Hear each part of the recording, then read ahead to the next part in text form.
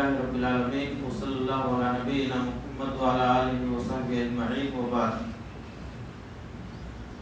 عن أبي هريرة رضي الله عنه قال قال النبي صلى الله عليه وسلم ليس الشديد بالسرعة انما الشديد الذي يملك نفسه عند الغضب. متفق علیہ. صحیح بخاری و مسلم کے حوالے سے ایک حدیث آپ حضرات کے سامنے پیش کی گئی.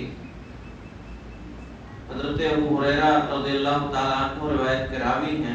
کہتے ہیں کہ اللہ کے نبی صلی اللہ علیہ وسلم نے فرمایا بہادر اور پہلوان وہ شخص نہیں ہے جو کسی کو میدان میں پچھاڑ دے، البتہ بہادر وہ ہے جو غصے کے وقت اپنے نفس پر کنٹرول رکھے.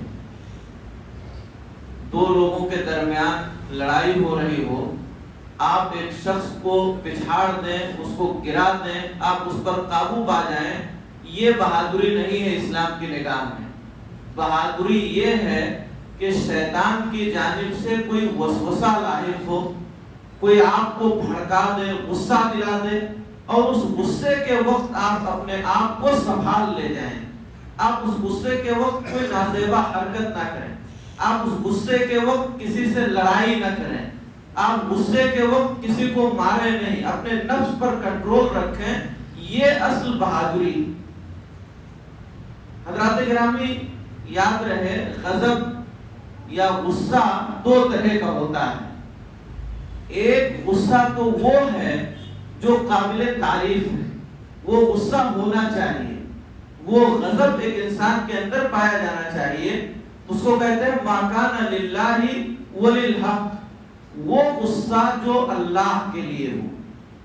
ایک شخص اللہ تعالیٰ کے سلسلے میں بری بھلی باتیں کہے، ایک شخص اللہ تعالیٰ کے حقوق کا انکار کرے، ایک شخص نماز کے سلسلے میں بری بات کہے، نماز کا انکار کرے، یا ایک حق اور سچی بات جو معروف و مشہور ہے اس کے خلاف کوئی آدمی کلام کرے، گفتگو کرے، تو وہاں غصہ ہونا یہ قابل تعریف غصہ ہے.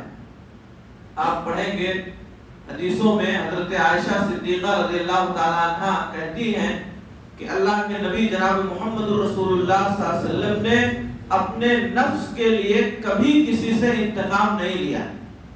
آپ کو لوگوں نے برا بھلا کہا، آپ کو گالی گلوچ دیا، آپ کو تکلیف پہنچائی، مگر اللہ کے نبی صلی اللہ علیہ وسلم نے کبھی اپنے لیے کسی سے انتقام نہیں لیا.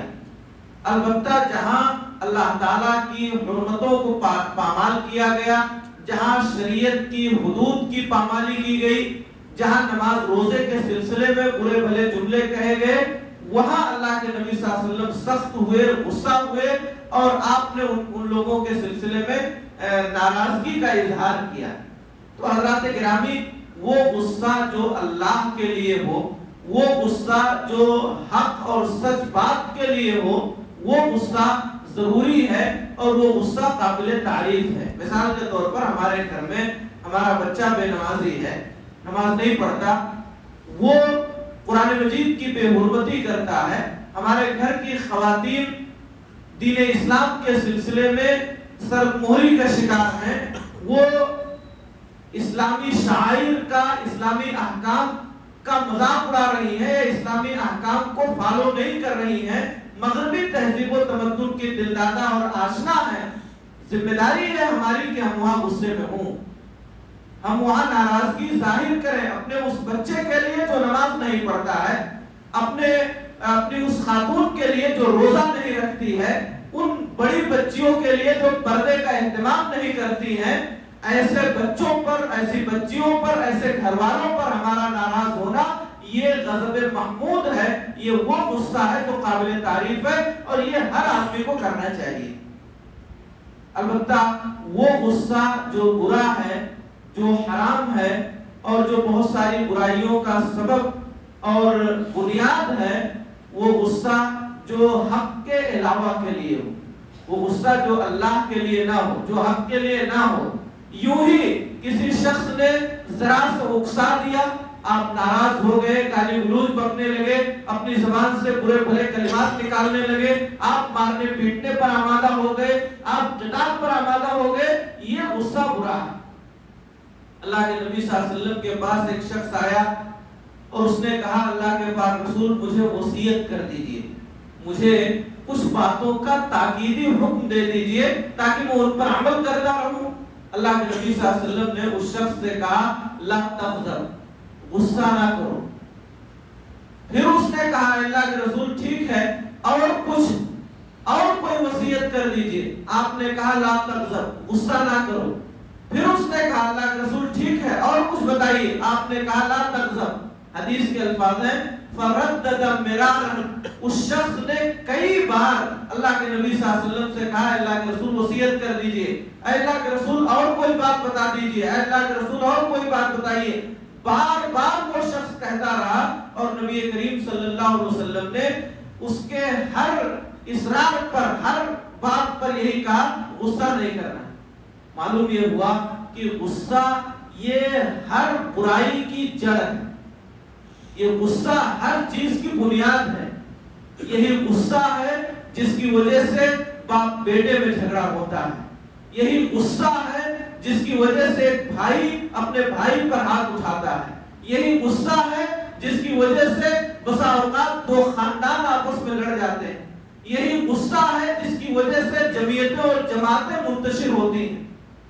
اس لیے اپنے آپ کو غصے سے بچانا، اپنے نفس پر کنٹرول رکھنا، خاص طور پر غصے کے وقت اپنے آپ کو سنبھال لینا، یہ سب سے بڑی بہادری ہے۔ اللہ کے نبی جناب محمد رسول اللہ صلی اللہ علیہ وسلم سے ایک شخص نے آ کر کے سوال کیا اللہ کے رسول کو ایسا کام بتائیے جس سے کہ میں جہنم سے دور ہو جاؤں، وہ عمل جس کو کروں تو وہ عمل مجھے جہنم سے دور کر دے۔ آپ صلی اللہ علیہ وسلم نے اس موقع پر اس سے فرمایا لا تغضب، غصہ نہیں کرنا۔ معلوم یہ ہوا کہ ایک شخص اگر غصے سے اپنے آپ کو بچا لے تو وہ بہت باکمال آدمی ہے اور وہ بہت سارے شر اور فتنے سے محفوظ ہو جائے گا۔ اسی لیے اللہ تعالیٰ نے قرآن مجید میں ان لوگوں کی تعریف کی ہے جو غصہ پی جاتے ہیں، وَالْكَاظِمِينَ الْغَيْظَ وَالْعَافِينَ عَنِ النَّاسِ، وہ لوگ جو غصہ پی جانے والے ہیں، شیطان کی جانب سے غصہ دلایا جاتا ہے، بھڑکتے ہیں مگر وہ اپنے آپ کو کنٹرول میں رکھتے ہیں، وہ اپنے غصے پر قابو پا لیتے ہیں، غصہ پی جاتے ہیں، کسی طرح کا کوئی برا عمل نہیں کرتے۔ ایسے لوگ اللہ تعالیٰ کے یہاں قابل تعریف ہیں، غصہ پی جانے والے اور لوگوں کو معاف کر دینے والے۔ صحابہ کرام کی صفات آپ پڑھیں گے تو ان کے یہاں غضب محمود پایا جاتا ہے اور اپنے لوگوں کے تئیں نرمی بھی پائی جاتی ہے۔ محمد الرسول اللہ، محمد صلی اللہ علیہ وسلم اللہ کے رسول ہیں۔ والذین معه اشداء علی الکفار رحماء بینہم، اور وہ لوگ جو آپ کے ساتھ ہیں یعنی صحابہ کرام یہ کافروں پر بڑے سخت ہیں، وہ لوگ جو اللہ تعالیٰ کی حرمتوں کو پامال کرتے ہیں، جو اسلامی شعائر کا مذاق اڑاتے ہیں، ایسے لوگوں پر صحابہ کرام بڑے سخت ہیں۔ اشداء علی الکفار، کافروں پر سخت ہیں، رحماء بینہم، اور آپس میں بڑے رحم دل ہیں۔ جب بات اپنوں کی آتی ہے، اہل ایمان کی آتی ہے تو وہاں وہ نرم ہو جاتے ہیں، اور جہاں اللہ اور حق کا انکار کیا جائے، اللہ تعالیٰ کی حرمتوں کو، اللہ کی شریعت کو پامال کیا جائے، وہاں ناراض ہوتے ہیں۔ تو یہ اللہ کے نیک بندوں کی صفت ہے، صحابہ کرام کی صفت ہے۔ اقبال نے کہا تھا وہ حلقے یاراں تو بریشم کی طرح نرم۔ اگر یاروں کی محفل ہو، اہل ایمان کا معاملہ ہو تو صحابہ کرام آپس میں رحیم اور شفیق ہیں۔ وہ حلقے یاراں تو بریشم کی طرح نرم، رزم حق و باطل ہو تو فولاد ہے مومن۔ اگر معاملہ حق و باطل کے درمیان کا ہو، ایک طرف حق ہو ایک طرف باطل ہو، تو وہاں اہل ایمان سخت ہو جاتے ہیں، وہاں وہ حق کے لیے ٹائم رہتے ہیں، اور جہاں آپس میں رحم و شفقت کا معاملہ ہو وہاں شفیق اور مہربان ہوتے ہیں۔ تو حضرات گرامی، خلاصہ کلام یہ کہ ہم اور آپ اہل ایمان ہیں، اللہ پر ہمارا ایمان ہے، ہمارے لیے ضروری ہے کہ ہم اپنے آپ کو ناجائز اور حرام غصے سے محفوظ رکھیں، اپنے آپ کو بچائیں، اس لیے کہ یہ غصہ ہر طرح کے شر و فساد کا پیش خیمہ ہے، اور جو اس پر اپنے آپ کو سنبھال نہیں پاتا، غصے کے وقت اپنے آپ کو کنٹرول نہیں رکھتا، وہ بہت ساری ہلاکتوں اور تباہیوں کا سامنا کرتا ہے۔ اللہ تعالیٰ سے دعا ہے بار الہ ہم تمام لوگوں کو ناجائز غصے سے محفوظ رکھے، اور اللہ تعالیٰ ہمیں ہر طرح کے کار خیر کی توفیق عطا فرمائے۔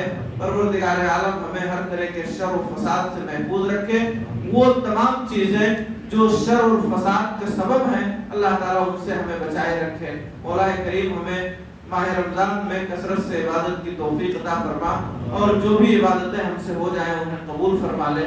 اے اللہ راتوں کو سنت کے مطابق جاگنے کی اور ان میں نیک عمل کی توفیق عطا فرما۔ جو لوگ اعتکاف کے لیے اپنے آپ کو تیار کیے ہیں انہیں ہمت و حوصلہ عطا فرما، ان کے اس عمل کو قبول فرما لے۔ الہ العالمین ہم سب کو زیادہ سے زیادہ نیکیاں کرنے کی توفیق عطا فرما، دعا کی توفیق عطا فرما، اپنے گناہوں پر نادم و شرمندہ ہو کر معافی مانگنے کی توفیق عطا فرما۔